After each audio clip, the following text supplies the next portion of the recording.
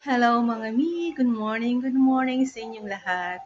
Kagigising lang ng person at maaga kasi ako nagising kanina guys. Kasi nga nagluto ng pagkain ng mga estudyante. So ito natulog. Pag umalis sila, natutulog ulit ako guys.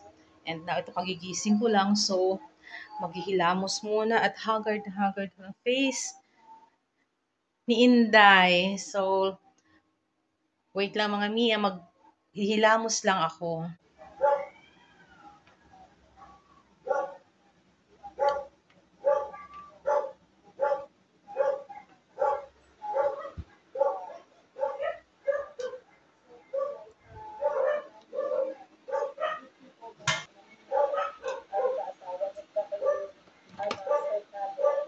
Ayan, after nito ay maglalagay naman ako guys ng sunblock.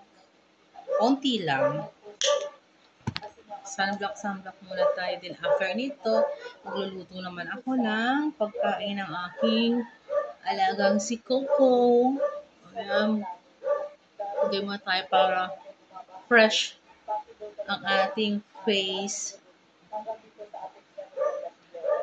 Manonood nga rin pala ako ng mga vlog guys ng mga ibang content creator.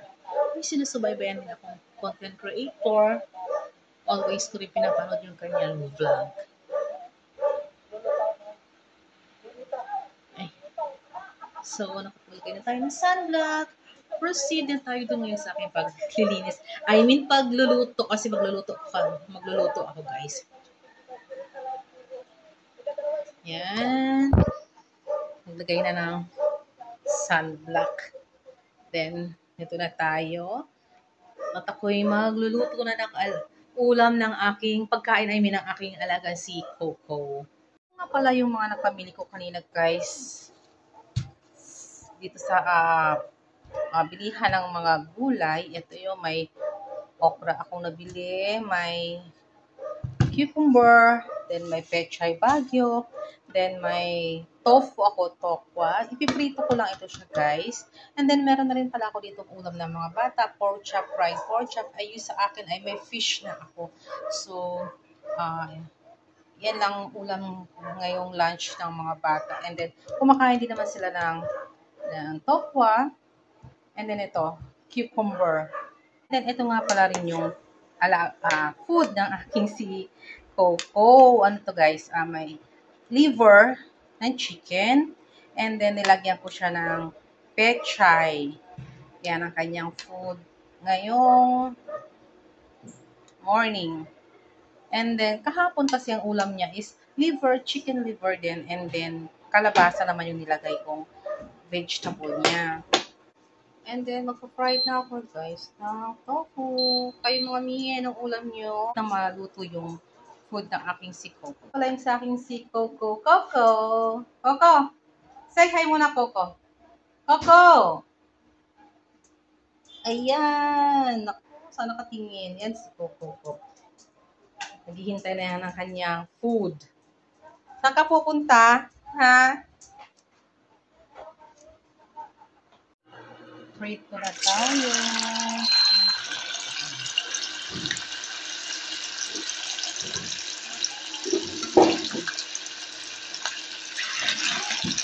Salang ko lang ito mommy and then punta naman ako dun sa labahin. Malabahin. Ayan. Iwanan ko lang muna siya.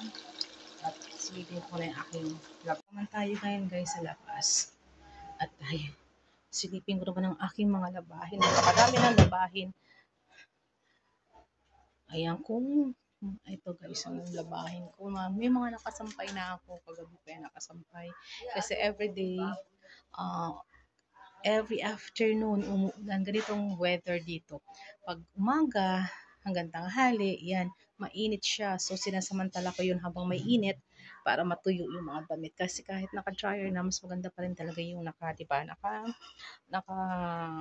napainitan, I mean. And then, ito pa, ang dami ko pang, ito pa, meron pa ako dito waiting na labahin. At ito, pero meron akong nakasalang dito. Tapos na ito guys, yung basahan naman ito. basahan. So, ida-dryer ko na lang yan din, isasampay ko na din. Then, habang naghintay sa akin niluluto, ito dito tayo. Magtutupi din ako kasi ang dami ko ring tupiin. Yan kasi, pwede nang tupiin yan. Alis na mga tuyo na yan. Ano itong buhay natin mga nanay. Walang katapusan trabaho, di ba? Everyday, laba, luto, linis. Minsan ang sakit na sa ulo kung anong lulutuin mong ulam. Ang hirap mag-isip na everyday na mauulam. Ha? Paki-open na lang. Number 12. Yung panganay ko yun, guys. Mga minamaanak. So, yung si Bunso, nasa school. Then yung pangalawa ko ay natutulog pa. Ewan ko kung anong oras na naman yun magigising. Kasi anong oras na natulog sa kakalaro online games. Iba na talaga yung mga kabataan ngayon, mga ano kayo. Ganun din ba yung mga anak nyo? Wala na ginawa kundi mag-online games. Kahit anong paalala mo, wala. Ayaw makinig. Anong oras na natutulog? Kaya, ewan. Ang daming ligpitin. Ligpit. Andito rin ang aking alaga. Nakabantay din sa akin. Nakasunod din, nakabuntot kahit saan ako punta. Nakabuntot, ewan ko ba. Kahit natutulog yan, magigising yan, babangon yan, at susunod sa akin.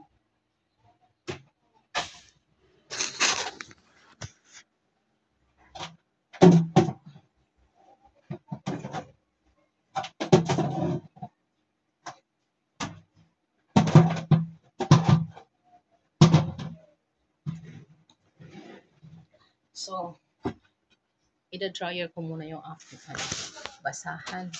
Spin ko muna pala. Basa pala ito. Para matuyo habang may may araw. Dalawa lang naman ito. Basahan. Hindi naman ito marumi.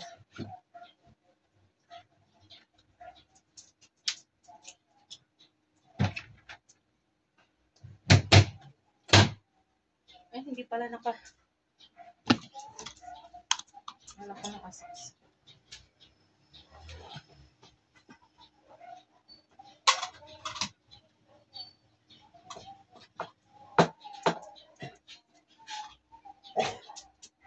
Ano yung coco? Mas ayaw. Ay, hindi rin pala Okay, tingin-tingin mo na yan, JB. Baka sinasalang ko lang to. Kasi habang may isikat ng araw, kasi mamaya nga hapon, ulan na naman to for sure. Hirap naman magpatuyo.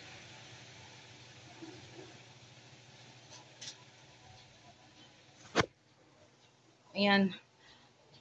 Iwanan ko muna to at sleeping ko muna yung aking niluluto doon mga mi. Kasi nagreklamo yung panganay ko. Sinabi ko lang tingnan yung aking niluluto. Aba, sabi daw, aba. Ay, nako. Kaya dito yung mga anak niyo mga mi. Makaluto na yung aking tofu. Excuse me. Usod ka doon. Wala madaanan. Ayan. So, pwede na. Paliktarin ko muna yung aking niluluto.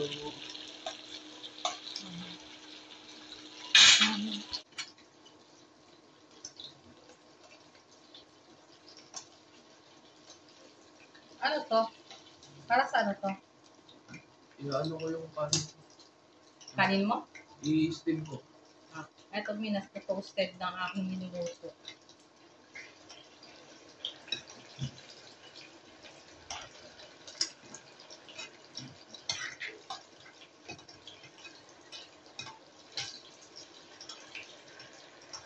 Then, isaw-saw ko lang to sa tuyot kalamansi. Or sometimes kalamansi lang talaga. Walang soy sauce. Para walang alat.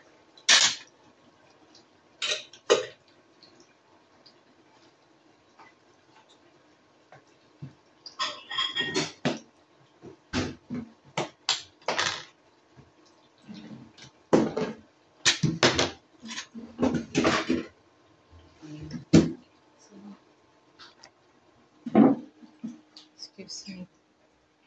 Balikan natin yung aking labahin naman. Ako, busy. Medyo mahangin, mainit na mahangin to ang weather natin for today. Ay, hindi pa pala. Kala ko tapos na. Malapit na pala matapos mga mi.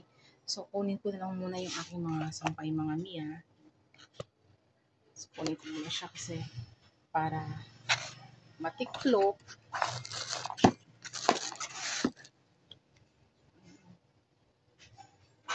Mga tuyo na rin naman to.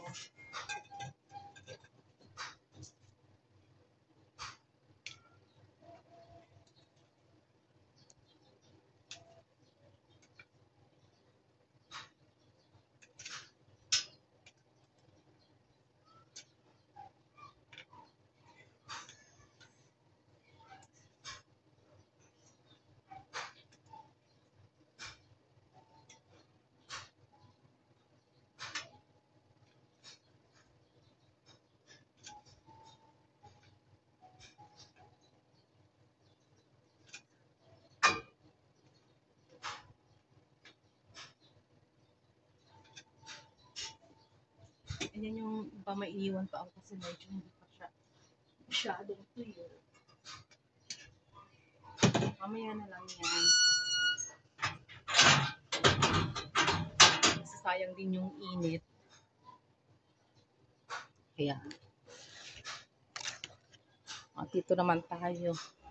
Magtiklop muna tayo, mga mi. Samahan niyo ako sa pagtiklop, mga mi. Ang dami nito.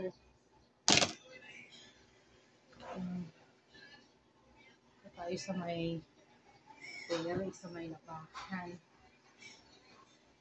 Hindi ko na to ayusin ang pagtiklop ang mga damit nila kasi kahit anong tiklop ng mga mi, bubuluhin at bubuluhin pa rin nila. Magulo pa rin.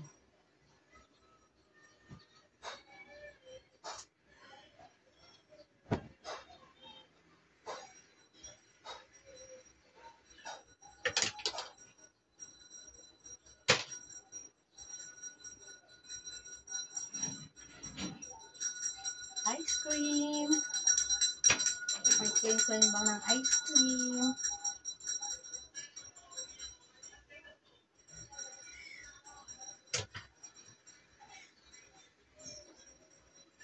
Kaya yung mga mi, tapos na din ba yung mga gawa ng bahay sa araw-araw. Ako hanggang mamayang gabi pa ito kasi kasama ko ang tutor sa bunso ko. And then, baka luto na yung aking natin. Sus na, ayun, toasted na nga. Toasted na ang aking niluluto. Masyadong toasted na. Sa natin.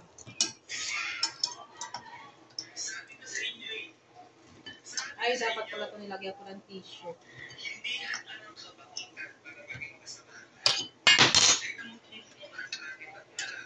Paano ko yung okra is steam lang dyan sa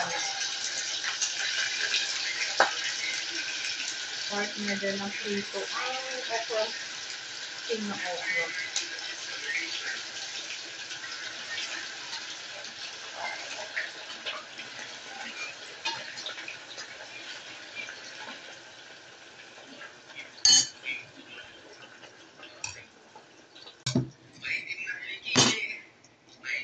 Ito mga minuto na yung food ng aking alagang si Coco, pechay, and liver. Hanggang mamayang gabi niya na itong ulam. Lalagyan ko siya ng kanin kasi hindi siya kumakain ng ng dog food. So, rice lang. Table food ang kanyang kinakain. Ayaw niya ng dog food eh. So, ayan siya. Kaya medyo choosy din minsan sa pagkain.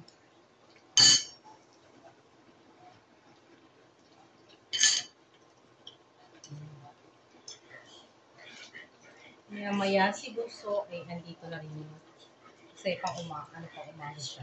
12:40, I mean 12:20 ang labas niya. Hindi ko na siya sinusundo kasi malapit lang naman yung school dito sa amin. Sumasakay siya kasi May sakaya naman doon ng mga eat right sa loob lang din ng subdivision. So, hindi sa main road. Dadaan ng subdivision. Malapit lang. Dati kasi yun, hatid sundo ko siya, mami. Kaya lang, ayaw na magpahatid. Kasi big boy na daw siya. Grade 7. Aking bunso, 12 years old. Ayaw na. May sarili ng mundo, mami. Ayaw na magpahatid sundo. Pero nung andito yung daddy niya, everyday talaga yun siya. Pinahatid sundo. So, nung ako na lang, I think 2 weeks ko lang siyang hinatid sundo. Sabi sa akin, mami, huwag mo na akong huwag mo na akong hatid siya sunduin. Siya na lang daw mag-isa. Pero, ang ginawa ko, hinatid ko pa rin siya sa may paglang subdivision doon sa may sakayan. Pinakasakay ko lang siya. Pero hindi ko na siya sinusundo.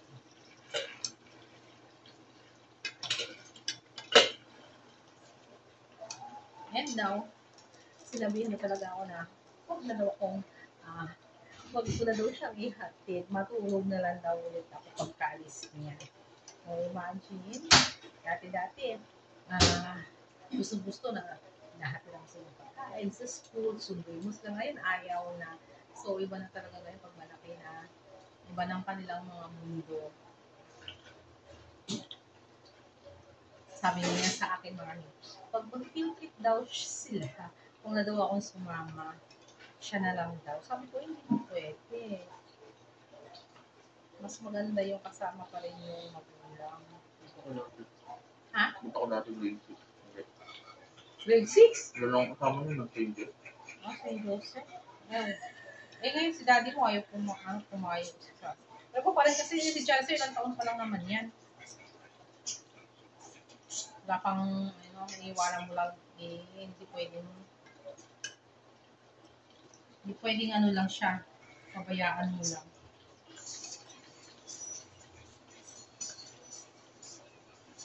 Lalo na ngayon sa panahon ngayon, nakakatakot. Iba yung noon eh.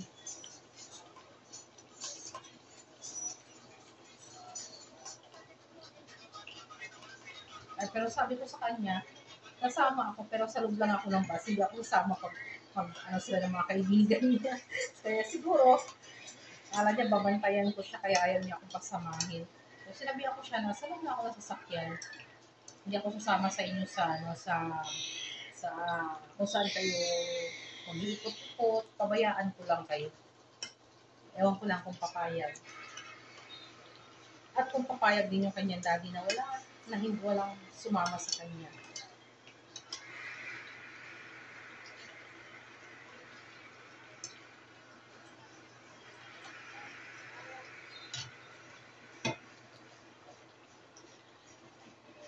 So, after nito,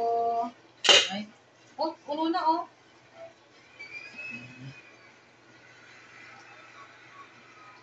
Tapusin ko yung aking pagsasampay at pagtitiklop mga mi. And then, pagkatapos ko magluto, kakain muna ako. And then, yun nga, tutuloy ko yung aking ginagawa. Nakapag-map na rin ako, nakapag-ulis na ako. Kakain na lang pala ako. Wala pa akong almusal. Sabay na ang almusal and tanghalian.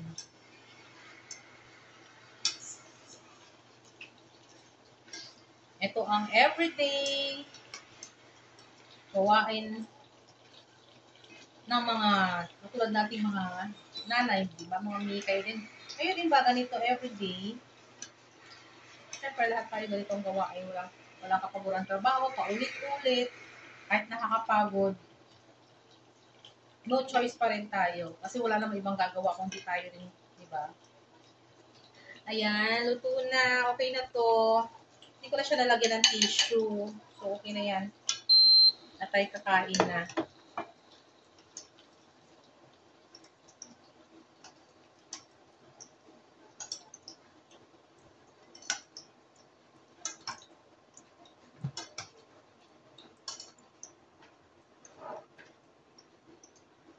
Okay, done cooking. Hindi ko na mga i-steam yung okra. Tinatamad na ako mamaya na lang tong dinner ko din kasama ang cucumber. Yan ang aking food mamayang gabi. Kailangan natin mag-diet. Diet daw, diet daw. Masarap kumain, mga mi, di ba? Walang diet, masarap kumain eh. Eh, nanonood nga pala ako ng vlog. Nanonood din ako. Ang init! Coco, kain na rin ikaw. Sabay na tayo kumain, Coco, ah. Tumuna tayo sa labas.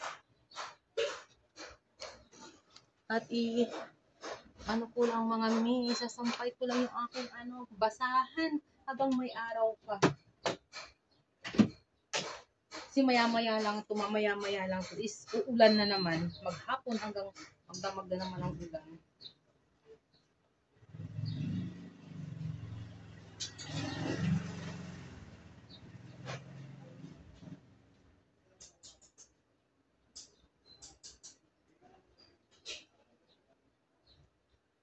Dalawa lang naman ito mga mi. Kasi sinusunod ko yung paglaban ng mga basahan. Hindi ko siya pinagsasang hinihintay na dumami kasi mahirap din patuyo.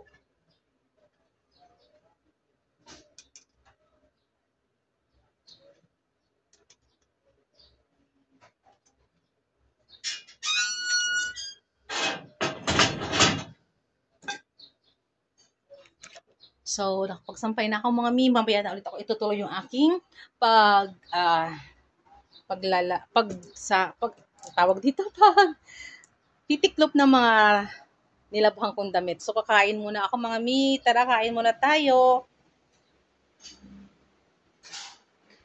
Kasi magutom na.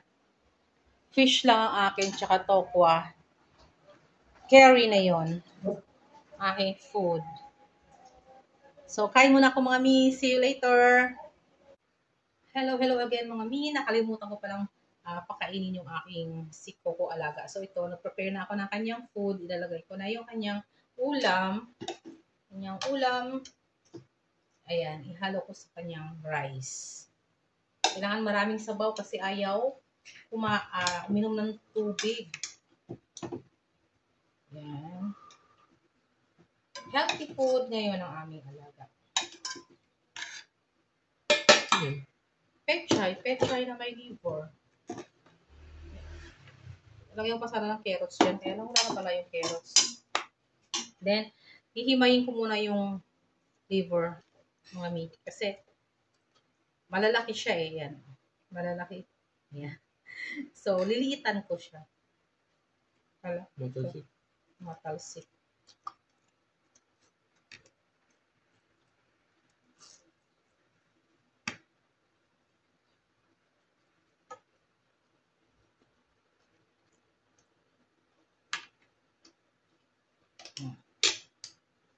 Ganito yung ginagawa ko sa kanyang pagkain.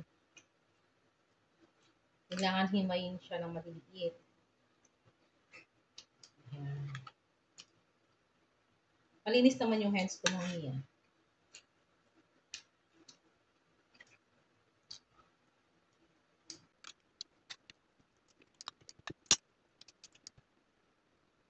Ready to eat na. Ang aming alaga si Coco.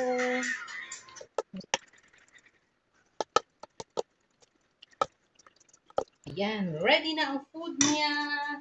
Nakain ng aming alaga si Coco. So, let's go. At pakainin na natin. Coco! Ala, nalagyan ng tissue. Coco! Eat na! Come na! Ano yung food mo? Come na. Eat na. Come. Ayan guys, hindi yan siya lalapit pag andito pa ako. Lalapit yan siya pag wala na ako.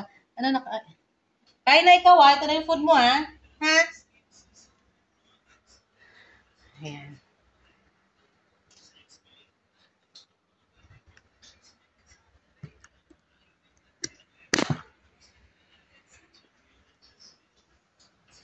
At ako'y, tapos na rin nga pala akong kumain. Ako'y manonood naman dito ng aking pinapanood na vlog. Ayan, nawala ng aking pinapanood. So, thank you mga mi sa panonood sa aking sa aking video. Thank you so much. Ayan na. kumain na yung aking alaga kasi umalis na ako, yung nakakain na siya. Umalis nung itututok ko yung camera, umalis siya sa kanyang pagkain. Eto, umupo. Ayan. Ayan. Ayan siya. Ayan. Ayaw, ayaw magpakuha ng video. So, thank you, Mami. Thank you for watching and see you again on my next vlog. Please don't forget to subscribe to my YouTube channel. Please help me kasi konti pa lang naman guys ang aking subscriber. So, help me reach 1K followers para mamoni ni FB, ay ni Meta. So, bye! See you again on my next vlog. Bye!